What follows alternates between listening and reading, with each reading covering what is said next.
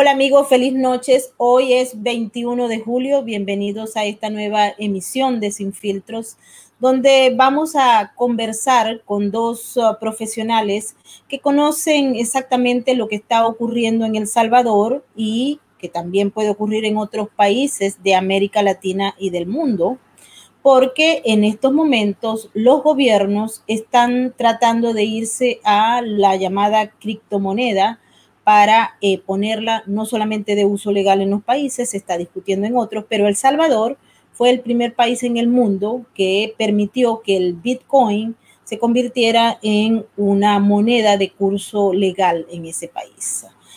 Hay consecuencias que se están estudiando sobre estas medidas, no solamente en El Salvador, sino, como les digo, en otras naciones donde esta propuesta ha sido estudiada, investigada particularmente por las agencias de aplicación de la ley y de la justicia.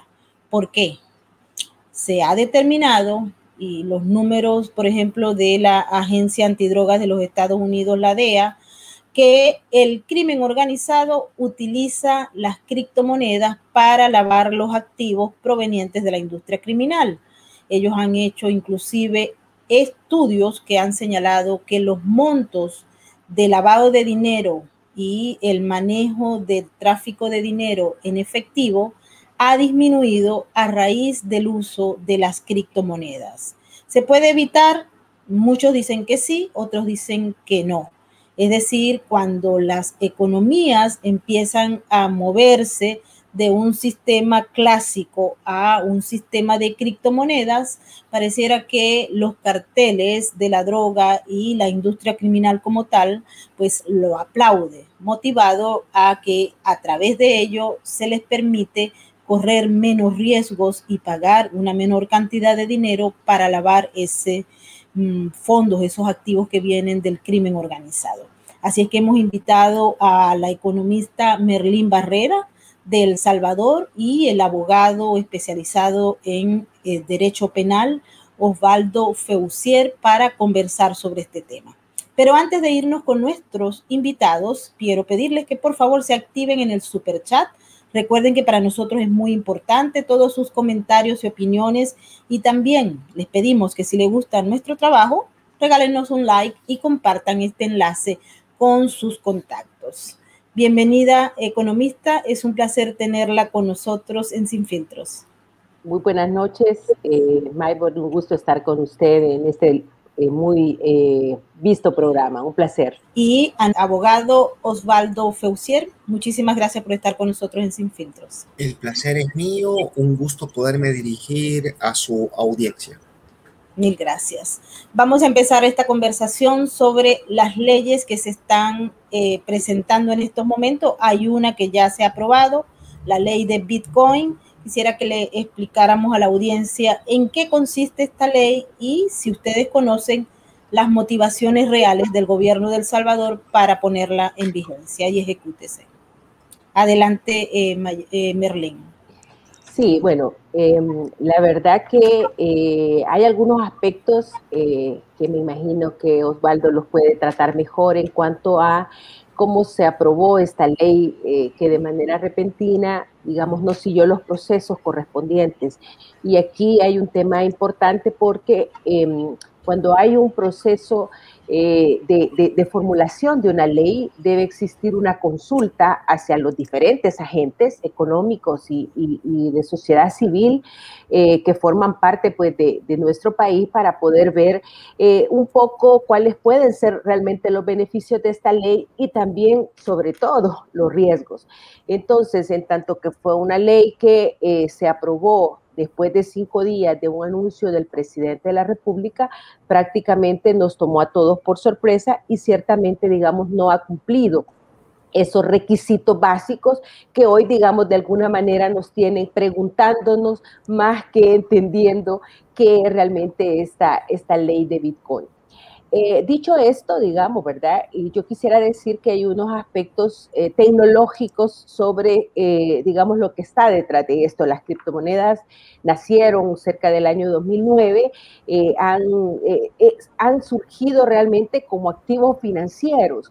Y esto, digamos, le da una característica muy particular a la ley Bitcoin que tiene El Salvador, porque pasa de ser un activo financiero a convertirse en una moneda de curso legal. ¿Y esto qué significa, verdad? Porque la gente entiende que moneda de curso legal es un concepto económico y la gente quizás piensa que estamos hablando de que esto es legal, todo es legal, pero lo que quiere decir una moneda de curso legal es que pasa a ser un medio de pago. Y ahí es donde comienza a complicarse la situación, porque estamos dándole a un activo financiero que tiene ciertas características como la volatilidad, que no tiene un respaldo fiduciario, es decir, que no existe una moneda dura que está detrás de estas criptomonedas y la estamos convirtiendo en un medio de pago. Entonces, ciertamente esto genera graves implicaciones para la economía de El Salvador, y yo lo quiero decir graves implicaciones porque en realidad no es cualquier cosa y las consecuencias hacia nuestra economía realmente son bastante graves porque estamos adquiriendo un activo financiero altamente volátil, ¿verdad? Recuerden que cuando nacieron, por ejemplo, llegaron el siguiente año, valían 3 centavos. En abril de este año, el Bitcoin tenía un valor de $64,000. Hemos estado viendo en los últimos días cómo el Bitcoin baja hacia abajo, precisamente porque son mercados altamente especulativos. Entonces, creo yo que la falta, digamos, de entendimiento de cómo funciona la economía y de cómo funciona el sistema financiero y de aplicar políticas económicas o convertir esto en una moneda de curso legal tiene graves consecuencias que pues estoy segura en el transcurso del programa puede ir ahondando un poquito más. Muchísimas gracias, economista. Y desde el punto de vista legal, jurídico, ¿qué podemos entender, abogado Osvaldo? Esta ley, yo no podría estar más de acuerdo con Merlin. Se trata de una ley de lo más curioso en la historia de la legislación en nuestro país. Fíjate que es una ley en la que los salvadoreños nos damos cuenta hasta después. Primero se dan cuenta en el extranjero, en una conferencia del Bitcoin en Miami, el 5 de junio, en donde el presidente Bukele, no sé si incluso ni siquiera en español, ni siquiera en el idioma nuestro, anuncia que va a tener pleno curso, poder liberatorio e incluso obligatoriedad, la recepción como forma de pago de lo que es la moneda, la criptomoneda, el Bitcoin, que es una forma de criptomoneda. Entre el 8 y 9 de junio se presenta el proyecto a la Asamblea Legislativa. Estoy hablando de un proyecto de tremendas implicaciones de carácter económico en la vida del salvadoreño común, tiene tremendas implicaciones. No obstante lo anterior, se presenta, me parece, un día antes, el mismo día en que se da la aprobación, y en cuestión no de meses, no de semanas, sino que en cuestión de horas, en cuestión de minutos, se da una suerte como de apariencia de debate en el seno de la Asamblea Legislativa. Creo que aprovechando que se estaba desarrollando un partido de fútbol de la selección nacional, se da la aprobación de la ley Bitcoin. La ley Bitcoin es realmente una ley bastante chiquitita. Si tú lo observas, no tiene más de 10 páginas, y de esas 10 páginas de ley o de articulados, o lo son 2. Son muy pocos artículos, algún artículo por ahí que habla, quizás el más fuerte, dándole pleno y restricto poder liberatorio ilimitado para cualquier transacción al Bitcoin, a esta criptomoneda, y quizás el de los más controvertidos es el 7, que establece que todo agente económico en nuestro país tiene que aceptar el Bitcoin como forma de pago cuando sea ofrecido. Sobre este punto, incluso, claro, la poca información que ha provisto, que ha proveído el gobierno, es cuando no es contradictoria, es absolutamente confusa. En esta conferencia del Bitcoin en Miami se hablaba de nadie podrá rechazar el pago de Bitcoin. Días después, en una conferencia que daba el presidente de la República, creo que era una cadena, él ya hablaba, mire, pero es que se puede aceptar, pero no recibir, en un juego de palabras sumamente tortuoso para él, absolutamente confuso para la mayoría de los que lo escuchamos. Yo creo que se puede resumir esta ley del Bitcoin como una ley no debatida, de tremendas implicaciones económicas, que no supera el mínimo tamiz democrático. Pues, democracia significa en esencia que este tipo de decisiones tiene que ser una decisión para la mayoría, producto del consenso o producto de una discusión en donde todos estemos conscientes de lo que se nos va a terminar aprobando, puesto que tiene implicaciones en la vida pública de cada uno de los salvadoreños. Ninguno de estos tamices básicos se cumple en la ley del Bitcoin.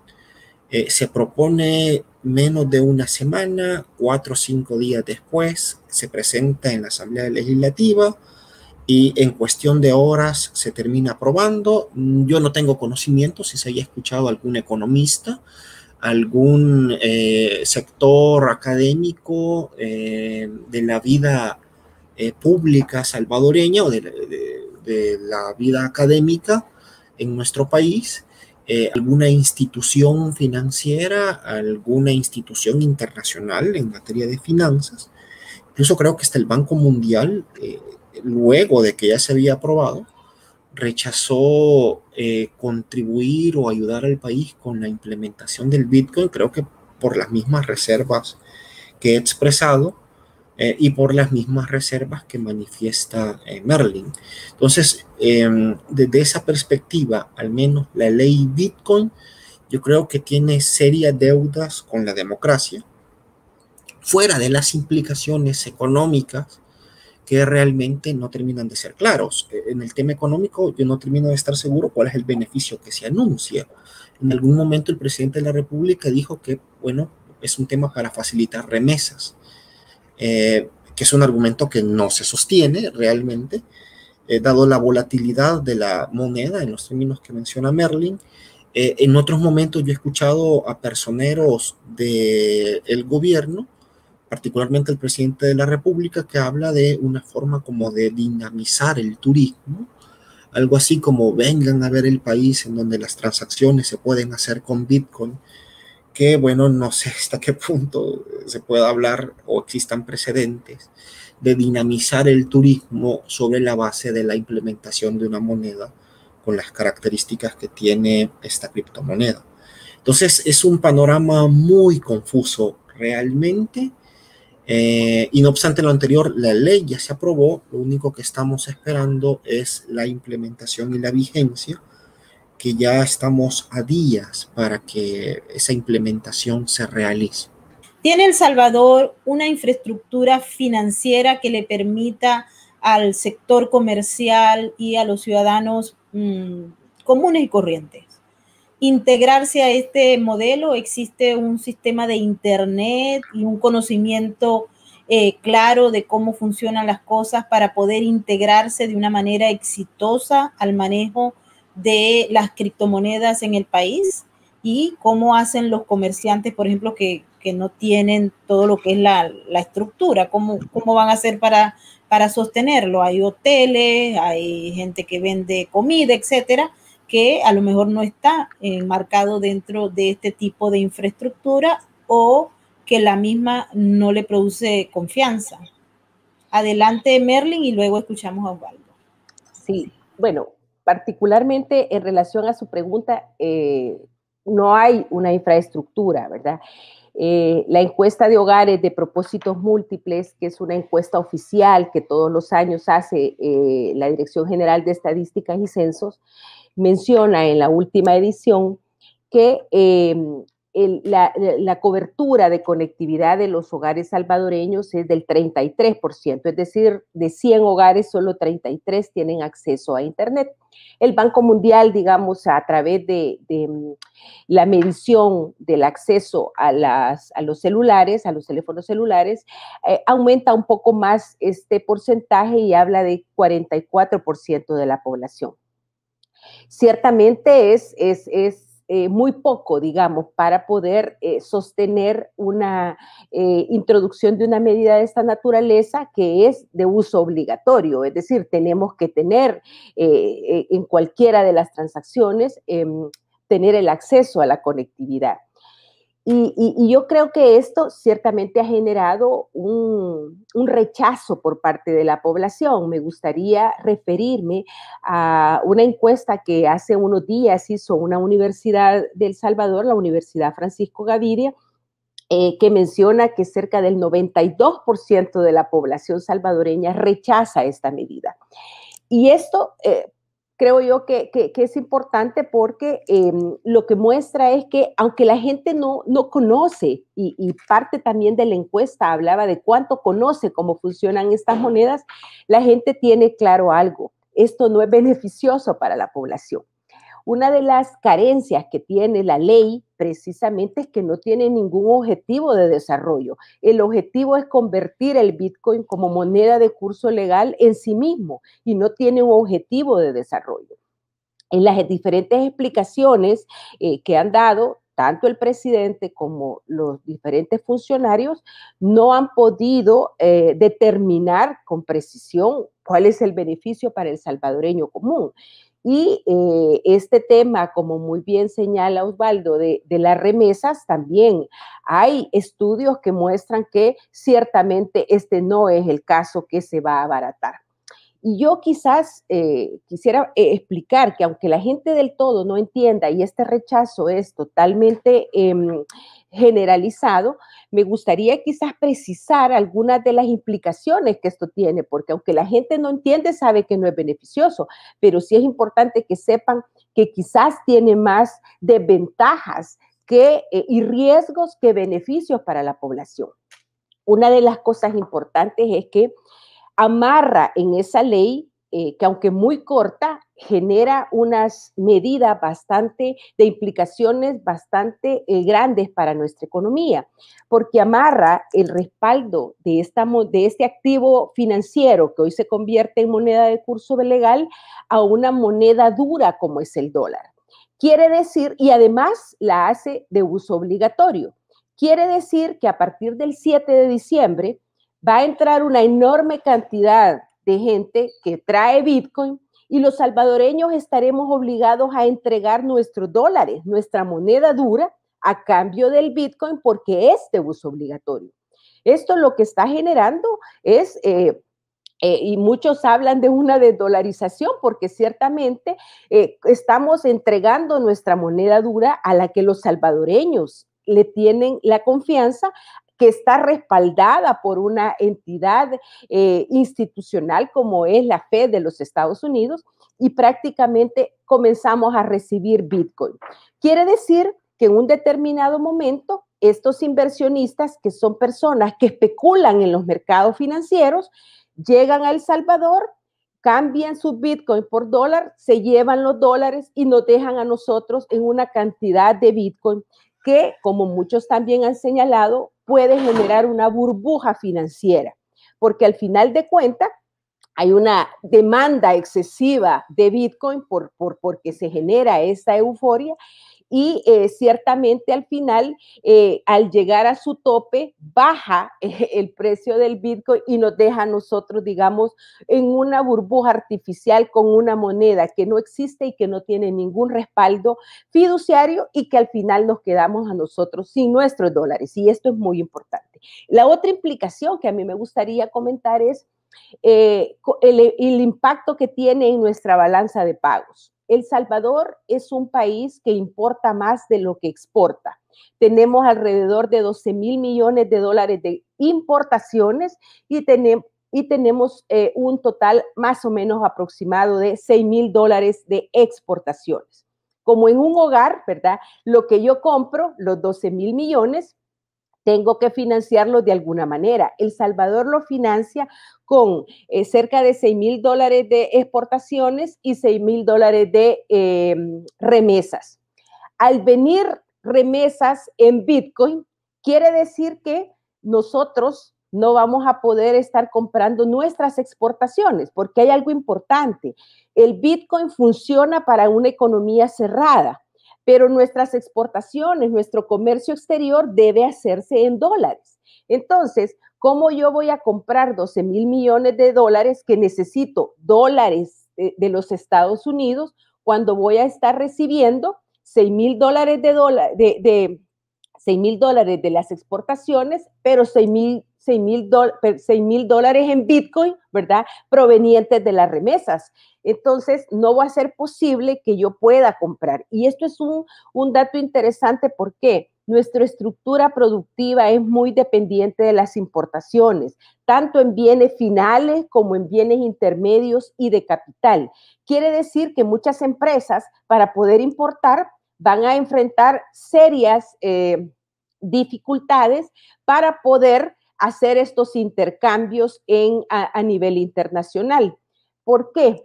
Y aquí vienen otros temas realmente interesantes, ¿verdad? Las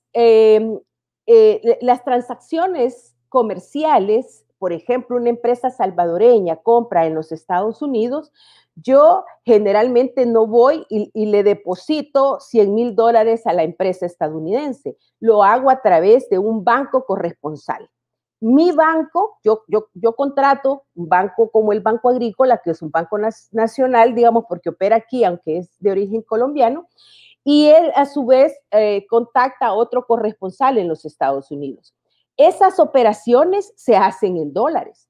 Por lo tanto, ¿cómo voy a llegar yo que recibo Bitcoin a comprar a los bancos dólares y estos a su vez no están obligados a estar recibiendo Bitcoin? Entonces, genera un gran inconveniente a lo que va a ser el financiamiento de las operaciones de nuestras empresas también. Entonces, estos son casos bien importantes. Y si me permiten, me gustaría decir otras dos implicaciones que a mí me parece realmente muy importantes. El otro tema es las implicaciones al nivel de la inflación que va a generar o el incremento de precios. Y esto es muy sencillo entenderlo, ¿verdad? Cuando vienen algunos a comprar bienes tangibles como casas, como terrenos en el país, ¿verdad? Vienen con Bitcoin y eso genera un proceso inflacionario que a su vez se traslada al resto de productos, digamos, que circulan en el país. Pero no solo eso. Como los bancos están obligados a recibir Bitcoin por ley, según el artículo 7, en realidad los bancos necesitan respaldar las operaciones de Bitcoin y eso lo ha dicho el convenio de Basilea. Como es una moneda tan volátil, los bancos tienen que tener más reservas. Y al tener más reservas, los bancos encarecen, digamos, las operaciones financieras.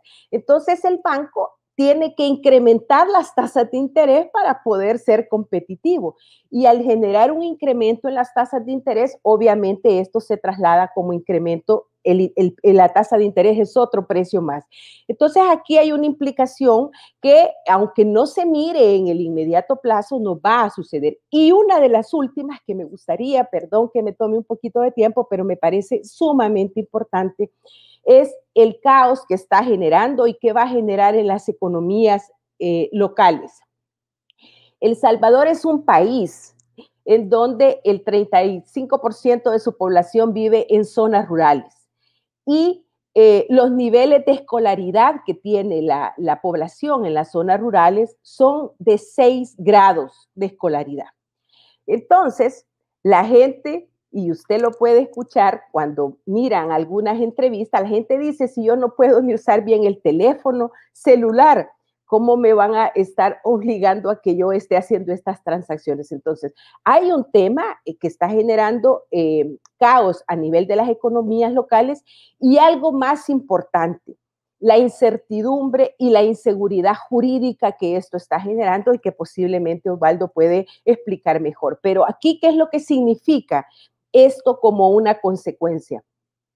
La tan anhelada inversión extranjera que queremos que llegue al país a generar empleo para nuestra población, ¿cómo va a estar interesada en invertir en un país con una tremenda volatilidad que está amarrada a una moneda como el Bitcoin y además con una incertidumbre en términos financieros, ¿verdad? En términos de legales, ¿verdad? Y en términos de todo el rechazo que la misma población le está generando a una moneda como esta. Entonces, esto a mí me parece muy grave. Y yo quiero decir algo, aunque el Bitcoin no haya entrado ya como moneda, porque entra en vigencia a partir del 7 de septiembre de este año, el efecto de ahuyentar la inversión lo estamos viviendo desde ya, porque el caos que ha generado esta medida que se ha tomado ya está generando demasiado que hablar de nuestro país y obviamente ningún inversionista estará interesado en estos momentos de colocar su dinero en una economía que en los próximos meses posiblemente entrará en una terrible crisis económica. Muy interesante lo que dice Merlín, porque el gobierno de El Salvador se presenta hacia afuera con la promoción que se está haciendo en estos momentos como un gobierno que ofrece seguridad jurídica a los inversionistas. Hemos escuchado de varios grupos financieros y del sector económico que han estado mirando a El Salvador en los últimos tiempos para buscar un mecanismo de inversión motivado a la inseguridad que hay en buena parte de los países de Sudamérica. Sin embargo, han ocurrido una serie de elementos que quisiera que Osvaldo nos explicara, a ver cómo son las consecuencias en El Salvador. Uno de ellos es la lista Engel, que apareció hace poco, publicada por el Departamento de Estado, donde aparece un gran número de los miembros del gobierno de Nayib Bukele involucrados en asuntos de corrupción. Está el otro tema, y es que el presidente Nayib Bukele no mantiene las mejores relaciones con el gobierno de los Estados Unidos, e históricamente se ha planteado que los Estados Unidos pues será uno de los principales aliados de El Salvador. Las remesas que se están dando y que se llevan a El Salvador vienen esencialmente de los Estados Unidos. Y por otro lado, hay muchas dudas, muchas alarmas sobre la naturaleza del gobierno de Bukele. ¿Es realmente democrático cuando se ha conocido la dimensión de sus actuaciones en contra de las instituciones? ¿Hasta qué punto se puede ofrecer un tipo de seguridad jurídica a los inversionistas tomando en cuenta todos los señalamientos internacionales, incluyendo el del Banco Mundial, en relación a los préstamos a esa nación? Adelante, Osvaldo.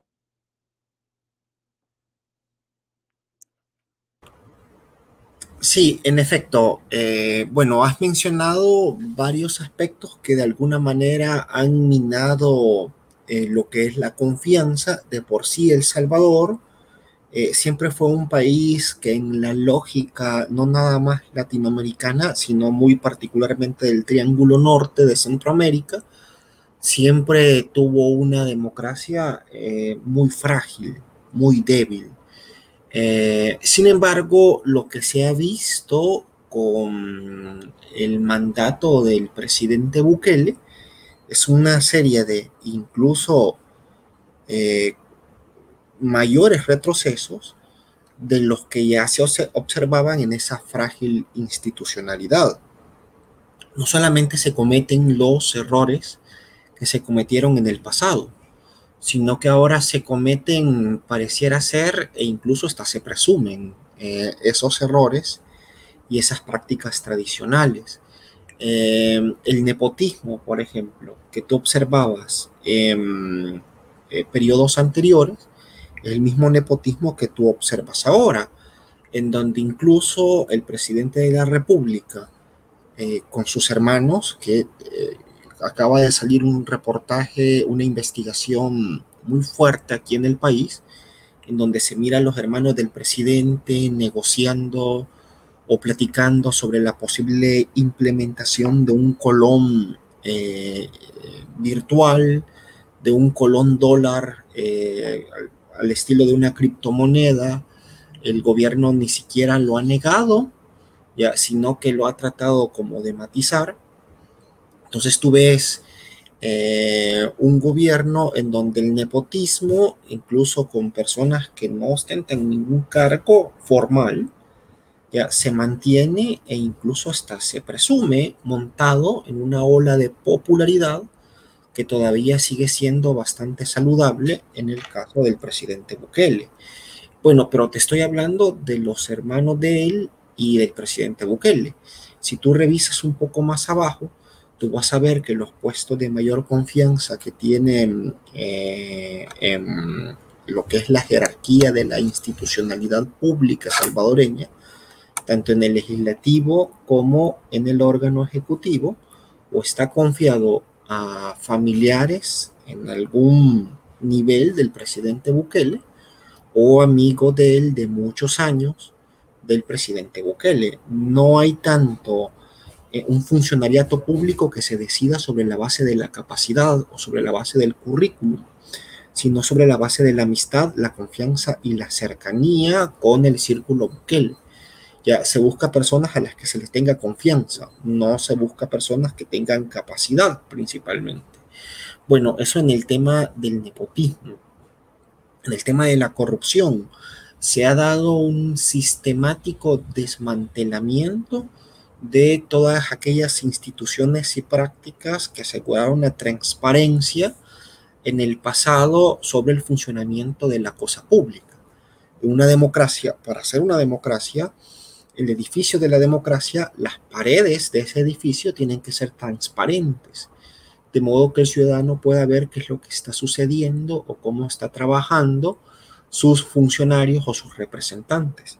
Sin embargo, lo que tú has observado, lo que tú observas en el periodo Bukele, es que el Instituto de Acceso a la Información Pública, que era la entidad encargada de alguna forma mediar y facilitar la información para escrutar el funcionamiento de lo que es la cosa pública, la han boicoteado, la han desmantelado al punto de transformarla en una institución que, en mi opinión personal, ya es una institución sin absolutamente ningún respeto, es que no se respeta, una institución sin ninguna relevancia o sin ninguna credibilidad. Ayer nada más se estaban proponiendo reformas a la ley de acceso a la información pública para, por ejemplo, el tema de las declaraciones de patrimonio con que ingresan los funcionarios se vuelvan secretas, además de otra mucha información. Ha habido un tremendo, como tú no tienes idea, de retroceso en lo que es el tema de transparencia. El tema de independencia judicial, bueno, con lo que se estrenaron el 1 de mayo la Asamblea Legislativa, que es una Asamblea Legislativa que hace todo lo que dice el presidente Bukele.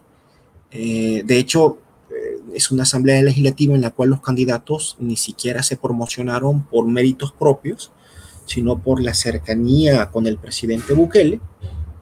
De ahí que básicamente es como una sucursal de Casa Presidencial, la Asamblea Legislativa.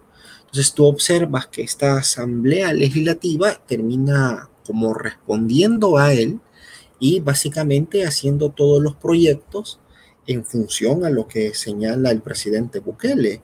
Y en esa misma tónica o lógica, las reformas a la ley de acceso a la información pública salen de Casa Presidencial un día y al siguiente día se están aprobando.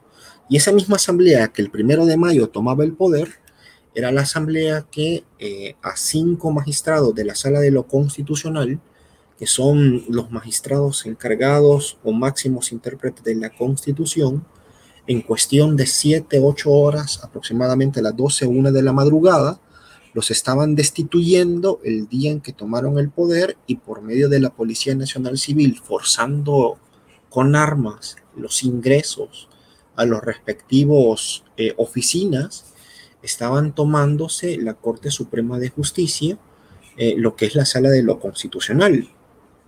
Entonces tienes un ejecutivo que responde su círculo de confianza al presidente Bukele, una asamblea legislativa que es una asamblea legislativa en función del presidente Bukele, y que el mismo día que toma el cargo, el 1 de mayo, destituye a la cúpula o a parte importante de la cúpula de la Corte Suprema de Justicia, del órgano judicial, y también ponen magistrados que, bueno, son magistrados que se eligen, que se sacan ese mismo día y que ni siquiera pertenecían a las listas de personas que podían ser candidatos a la Corte Suprema de Justicia. Entonces, tienes un nivel de retroceso en la institucionalidad salvadoreña, en la independencia, sin precedentes. Claro, hablar de sin precedentes en un país como El Salvador, donde ya había una democracia frágil, venir a decir que se ha retrocedido décadas atrás, realmente es bastante decir, porque estamos hablando de un país que en el 91 estaba firmando acuerdos de paz por el tema del conflicto armado, una frágil democracia del 91 hasta el año 2008, 2009, y tú ves en el 2009 que se retrocede esa frágil democracia, esa democracia muy pobre, hasta niveles que, bueno, yo creo que el único calificativo, insisto, es un nivel de afectación al Estado de Derecho sin precedentes. Ese es el panorama. Claro, Estados Unidos, el gran socio salvadoreño, si no de manera formal, de manera informal o indirecta a través de la economía, la tercera parte de nuestra economía se sostiene con el tema de remesas. Incluso no ha nombrado embajador en el país, solo ha nombrado encargado de negocios, que ya es un fuerte mensaje, y de alguna manera ha mantenido un discurso muy crítico con el presidente Bukele, al igual que otras representaciones a nivel internacional. Parece que también la Unión Europea ya ha manifestado algún nivel como de crítica al presidente Bukele. Tú, no obstante lo anterior, observas que lo que se muestra por parte de reacción del gobierno es enfurecer más el discurso o radicalizarlo incluso más. Realmente con ese panorama sobre la institucionalidad salvadoreña, vuelvo a la reflexión que nos hacía Merlin. Yo, si fuese un inversionista extranjero, me gustaría a mí ir a invertir a un país en donde se está dando este nivel de indicios, de señales, en un país donde va a ingresar al mismo nivel que el dólar, una moneda tan volátil que no está mediada por ninguna institución financiera como lo es la criptomoneda Bitcoin, en un estado en el cual la institucionalidad tiene tanto retroceso, en un estado en donde ha recibido tantas críticas por parte de la comunidad internacional. Ese es el panorama que se le va a ofrecer al inversor extranjero. ¿Qué tipo de inversor extranjero es el que va a venir? Quizás es la gran pregunta, yo creo, la reflexión que tenemos que hacernos en el sentido en que nos ha encaminado Merlin. Completamente de acuerdo con Osvaldo. Merlin, te quiero pedir que nos expliques, porque se ha leído y se ha escuchado unos audios en el que se plantea una reunión de los hermanos del presidente Bukele con empresas de Bitcoin y de criptomonedas en Chipre, y existe un planteamiento, o al menos eso es lo que se escucha, de crear el colón dólar como un stable coin, es decir, una moneda que tenga un cierto grado de estabilidad. Nos llamó mucho la atención el planteamiento que hacen los hermanos de Bukele, que señalan la creación de esa billetera gubernamental, un fondo de respaldo de $500 millones y la entrega de una especie de bono a los ciudadanos salvadoreños para la creación de estas wallets o billeteras con esa moneda del colón dólar. Uno, ¿hasta qué punto, nuevamente, y le pregunto, esto puede darse y cuál es la razón esencial que hay detrás de esto, porque quisiera que en el próximo punto nos dediquemos a averiguar si el crimen organizado transnacional está alegre o disgustado por este asunto. Adelante, Merlin. Sí, bueno, hay muchas cosas en relación a esa noticia. Primero que esa manera secreta en que se están discutiendo temas de interés nacional por delegados del presidente, que son sus hermanos, porque esto es un secreto a voces, que ellos son los que lo asesoran, ¿no? Entonces, pienso que al estar en estas conversaciones, tuvieron que haber tenido el aval del presidente. Entonces, me parece gravísimo que allegados al presidente que no tienen un cargo oficial. ¿Y esto qué significa? Digamos, no tener un cargo significa no tener la responsabilidad, porque al final de cuentas los funcionarios se eligen para hacer las cosas lo mejor posible, pero de actuar de manera ilegal, pues tiene sus consecuencias particulares. Entonces, el hecho de que gente que no tenga un cargo legalmente definido esté negociando el destino futuro económico de una economía, a mí me parece muy grave. Que lo haga en forma secreta me parece también muy grave. Y esto, digamos, gracias a esa publicación del periódico El Faro, nos hemos dado cuenta. Y aquí yo creo que está claro que hay un plan muy bien definido en toda esta conversación que se tuvo. Y que el mismo periódico menciona que se va cumpliendo en las diferentes etapas, ¿no? Se anuncia de manera repentina la introducción de la criptomoneda Bitcoin como una moneda de curso legal, siendo que somos el primer país en el mundo. Entre paréntesis, me gustaría decir, Europa recién ha iniciado un proceso piloto por tener una moneda virtual que va a durar 2 años y que después de 2 años van a ver las consecuencias, a analizar para ver si la introducen ya de manera, digamos, más generalizada. Entonces somos un país que sin tener ni la infraestructura, ni la robustez financiera, ni la robustez en las finanzas públicas y sobre todo ni siquiera un plan económico de hacia dónde vamos, estamos haciendo experimentos tan irresponsables como esto. Y ahora lo peor en este caso es que sea de manera a espaldas de la población y por personas que no tienen un cargo. A mí esto me parece muy grave. Y lo otro es que también son personas que tampoco tienen las competencias, ¿verdad? Porque si bien no sabemos ni qué profesión tienen los hermanos del presidente, en mi opinión, por las mismas decisiones que toman, no se asesoran, no tienen las competencias para tomar decisiones de tal trascendencia. Eso me parece como un punto de partida. Lo otro que quiero decir es que ahí se refleja realmente que hay una ruta que ellos tienen clara de imponer el Bitcoin como moneda de curso legal, y digo imponer porque la hacen obligatoria, y posteriormente pasar a una moneda virtual.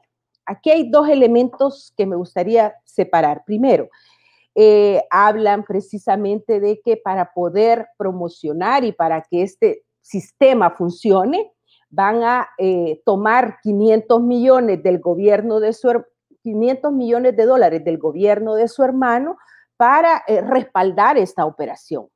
A mí eso me parece gravísimo, ¿verdad? Los dineros públicos son de los salvadoreños y esto nadie puede estar manoseando de manera arbitraria e irresponsable el dinero de los salvadoreños. A mí esto me parece, y más allá quizás Osvaldo nos pueda decir, que esto tiene consecuencias legales porque no se puede comenzar a agarrar el dinero y a repartirlo como si fuese mío. Aquí el otro elemento es que vamos a crear una wallet, que es una wallet del gobierno. Nuevamente, y para incentivar el uso, y ya lo anunció el presidente en su última conferencia de prensa, en la última cadena nacional, va a dar $30 a los salvadoreños. ¿Por qué, si es tan bueno este sistema, tengo que incentivar el uso regalando dinero a la gente? Uno. Dos, ¿con qué facultades el gobierno comienza a distribuir dinero que no es dinero de ellos, es dinero de los salvadoreños, y lo regala de manera, como decimos aquí en buen salvadoreño, un poco a la garduña, solamente por entrar en esta aplicación y por lograr tener la mayor cantidad de personas seguidoras dentro de mi propia wallet. Y hay otro elemento aquí que me parece muy grave, ¿verdad? Ellos revelan que en el fondo, después de esto, van a entrar en el camino a convertir en una moneda virtual que se llama el colón dólar. Y aquí el mismo desconocimiento los hace cometer un error, en mi opinión, muy grave, porque lo que, según dicen los videos y las revelaciones de la noticia, ellos van a establecer una moneda virtual que tiene una convertibilidad 1 a 1 con el dólar. Ayer hablaba con un abogado que decía hasta dónde la legislación estadounidense permite esto y si esto no ronda con una ilegalidad. Eso se lo dejo a los abogados. Pero más allá de eso, establecer un sistema de convertibilidad 1 a 1 está creando una camisa de fuerza, porque para poder respaldar cada colón virtual necesitan tener un dólar duro de los Estados Unidos. Cuando no se pueden tener las reservas, y hay que ver que todos los martes que hay plenaria, hemos llegado en cerca de 2 meses a 2.500 millones de dólares de deuda adicional que esta nueva asamblea ha adquirido.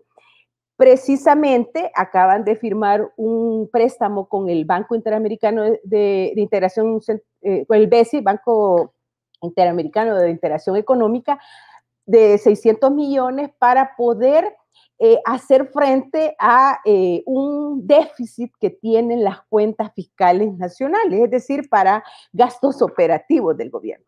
¿Esto qué significa? No tenemos dinero para respaldar ni siquiera los salarios de los empleados del gobierno. Entonces, ¿cuáles son los niveles de reserva que tenemos para estar pensando en respaldar una moneda? Entonces, al introducir una moneda virtual y establecer una paridad 1 a 1, significa que deben de tener $1 para poder crear un dólar virtual.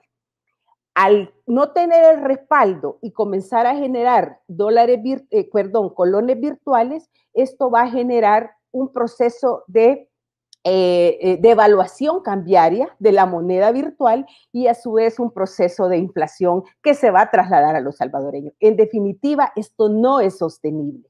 Entonces, a mí, quiero decir, estos son temas, digamos, de análisis económico, pero ciertamente, digamos, hay que trasladárselos a la población. Aquí hay cosas muy graves que se han dicho en esas revelaciones y a mí me parece que están tomando medidas que no solo son ni legales ni responsables, sino además con desconocimiento de cómo funciona la economía.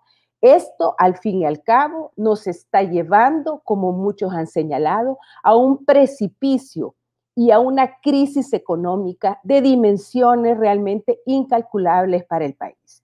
Yo creo que, y aquí aprovecho este espacio para decir, esa ley debe ser derogada, la población salvadoreña no la quiere y esto nos va a generar más graves consecuencias de las que ya tenemos y a su vez, digamos, va a generar un terrible impacto negativo en la población que está absolutamente confundida y que no quiere, digamos, que se introduzca esta moneda porque, digamos, hoy es el Bitcoin y posteriormente las monedas virtuales que generará ciertamente crisis en nuestra economía y crisis en los hogares salvadoreños que ya están siendo muy golpeados por el incremento de los precios que ya estamos viviendo.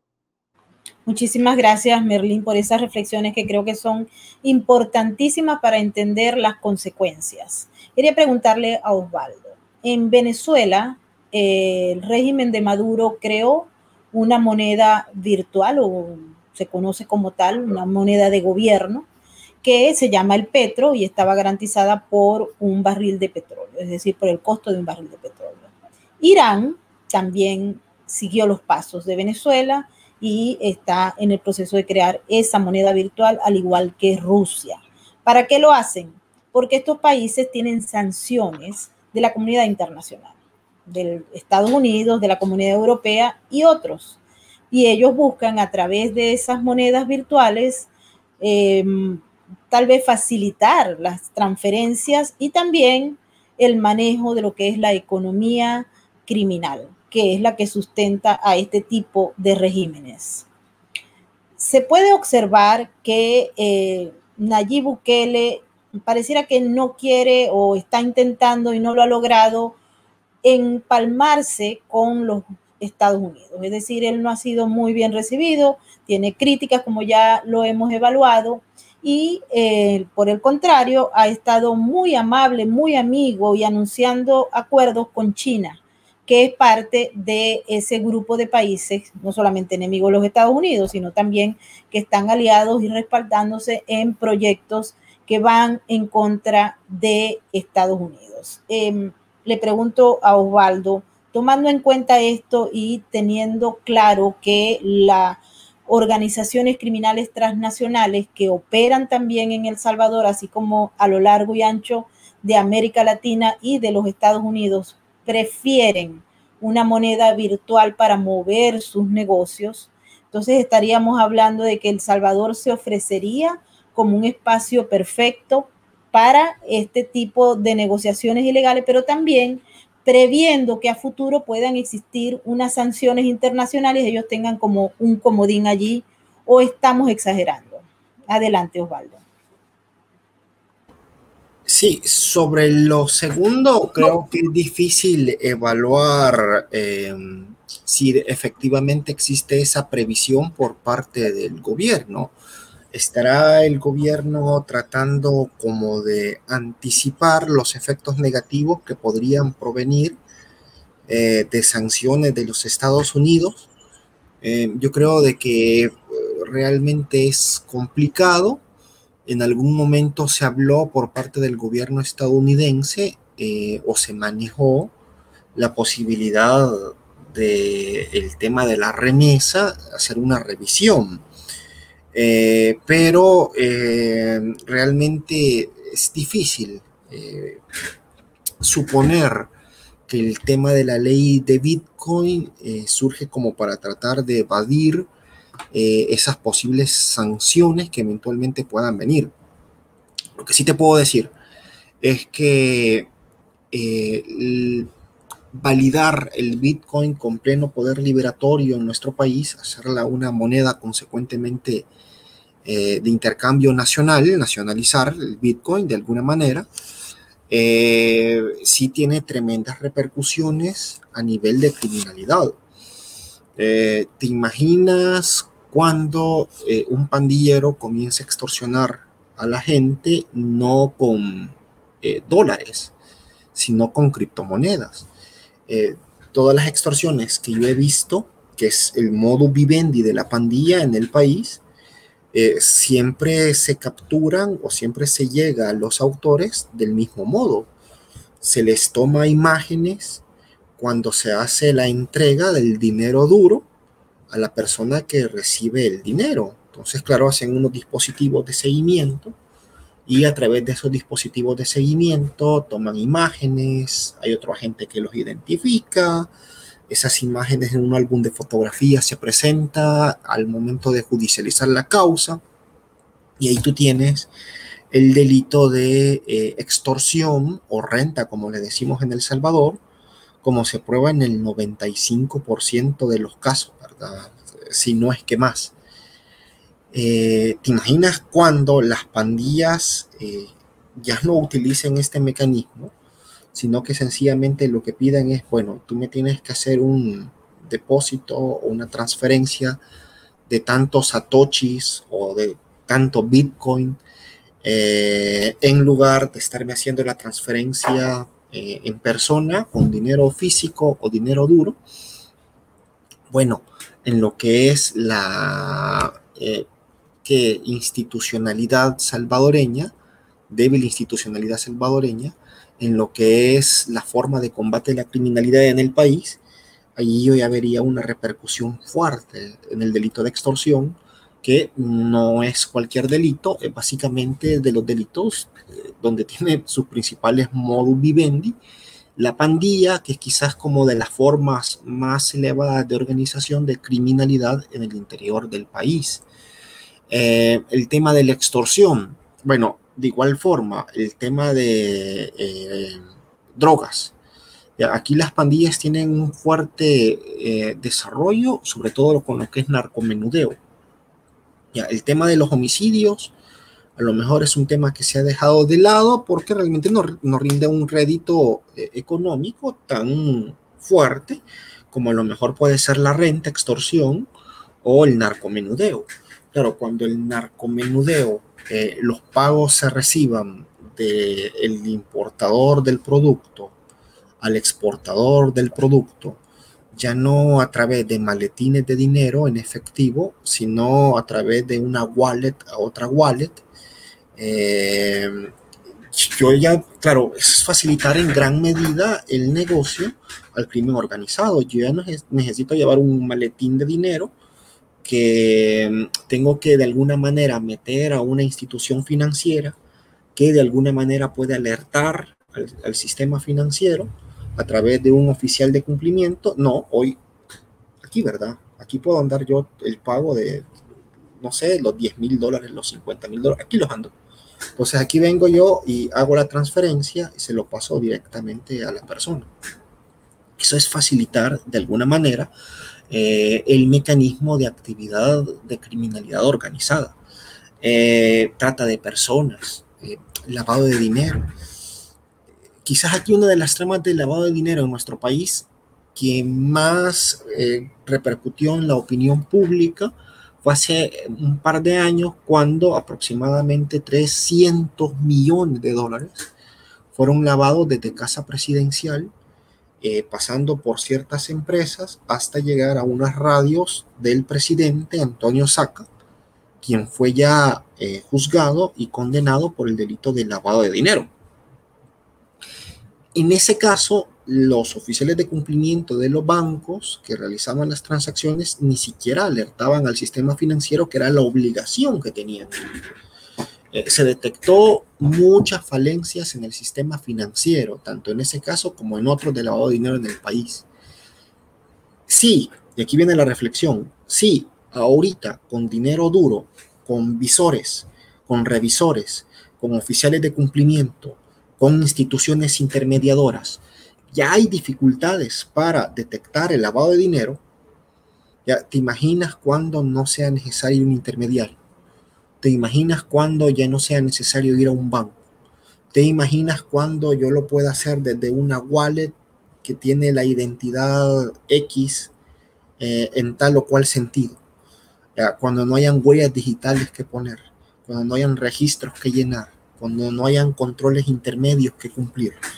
Entonces, claro, yo creería de que el tema del Bitcoin o de cualquier criptomoneda en alguna medida es un paraíso para lo que es el crimen organizado. Hace relativamente poco tiempo se encontró en la Deep Web una persona de no más de 30 años que vendía servicios de sicariato, drogas, prostitución, trata de personas, y él nada más recibía Bitcoin. Claro, yo no lo culpo a él por recibir Bitcoin. Bitcoin es una forma segura en donde yo sé que no va a haber ningún intermediario que se va a dar cuenta de la transacción. En una ley del Bitcoin que un día 5 de junio se propone en otro país y el 9 ya la están aprobando, donde ni siquiera se han discutido las enormes implicaciones que podría haber para crimen organizado, donde ni siquiera se han planteado reformas a las leyes pertinentes en materia de lavado de dinero, o en tema de drogas, o en tema de criminalidad organizada. Yo creo que esto va a ser un terreno muy fértil para que afloren nuevas formas de viejas prácticas en materia de crimen organizado. Se la estamos dejando fácil, todo porque en un interés por aprobar esto rápido, ni siquiera se quiso discutir este tipo de aspectos que a mi criterio son aspectos de sentido común. Mira, estos son observaciones que viene haciendo la DEA, que vienen haciendo las instituciones encargadas de lo que es el combate a la narcoactividad en México, que el Grupo de Acción Financiera Internacional Gafi ya ha señalado. Esto no es así nomás, esto tiene tremendas implicaciones en materia de lavado de dinero y crimen organizado, pero en El Salvador, en 4 días que se propone y se aprueba, ya todavía tú no ves una discusión seria sobre ese sentido o sobre este aspecto. Entonces, las implicaciones que podría tener en materia de criminalidad son realmente, siendo modesto, muy preocupantes, muy preocupantes. Bueno, a manera de conclusión, la verdad que este debate es súper interesante y nos quedaríamos hablando horas de horas, pero quisiera a manera de conclusión que nos dijera tanto Merlín como Osvaldo qué es lo que motiva a Bukele entonces a llevar esto a la práctica y además el apuro que tiene en que eso se dé ya.